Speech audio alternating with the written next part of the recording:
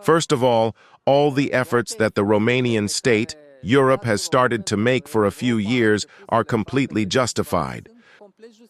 We cannot just say we are a NATO country and we don't need to invest anything anymore.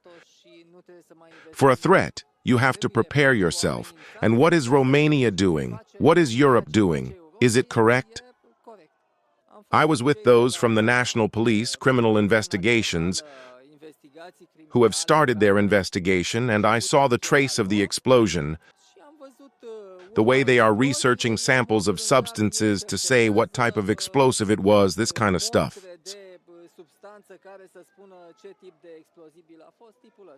What amount of explosive was it, and what happened next? These are some resistance calculations that are to be done at the two institutes, which analyze their estimate at least 30 kilograms. And again, I repeat, estimate and classic explosive. And we were told that it is very difficult for such a drone to be annihilated by our planes, because space does not allow it. We are also very close to the border. What do you say to the people of Galati, who here are in a second similar situation? Yes, with planes, it is the least optimal method. And precisely because of that, the minister will answer you more. We have significant progress on identifying them.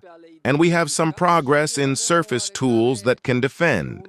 We are in a process that I hope will be as fast as possible.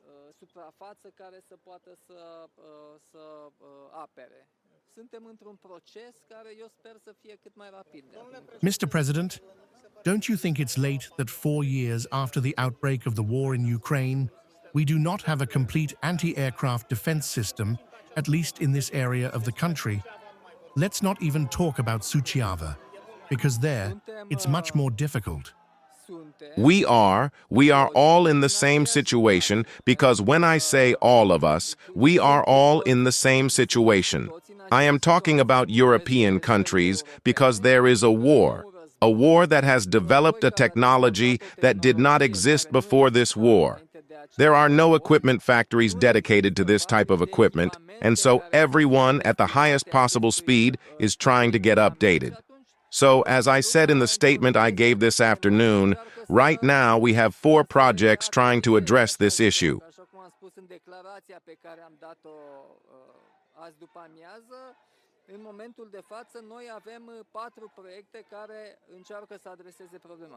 If the projects are not too few compared to the over 30 drones that have entered Romanian territory in the last 3 years.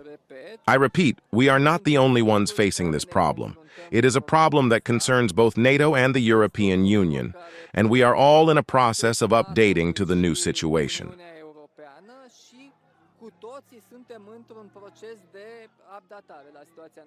Additional equipment in our country, capable of allowing us to have a team too. Of course, considering that there is a shortage of such equipment across the continent, you will see the answer in the coming weeks. What do you answer to the dissatisfied people of Galati about when they will be protected by the state, Mr. President? People are afraid again.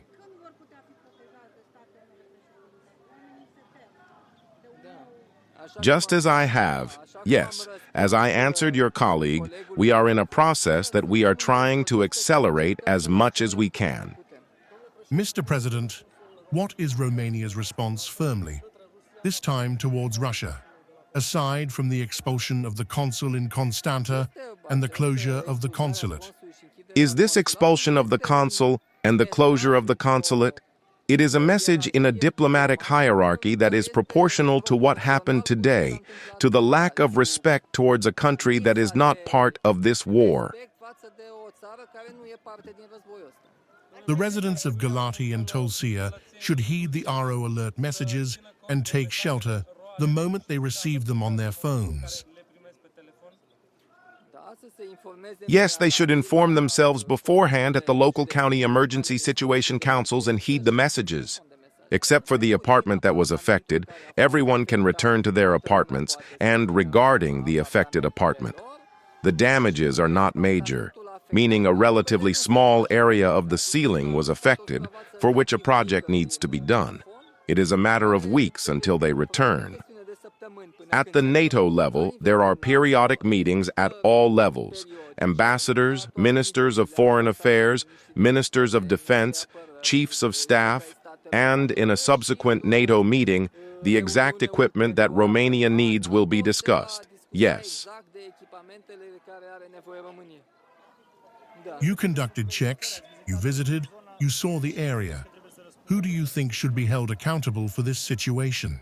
Russia is responsible for this situation, as I said. No one is held accountable.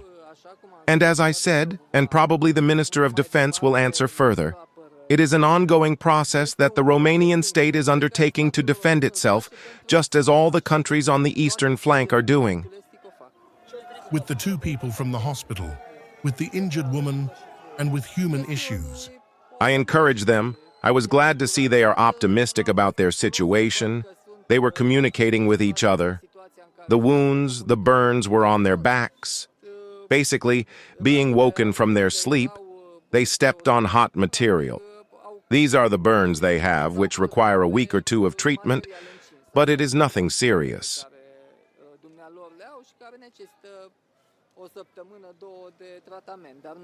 The on-site investigations have been completed. From this moment on, people can resume their activities and return to their apartments. For the moment, from what I understand, there is no gas or electricity, but otherwise people can enter their homes.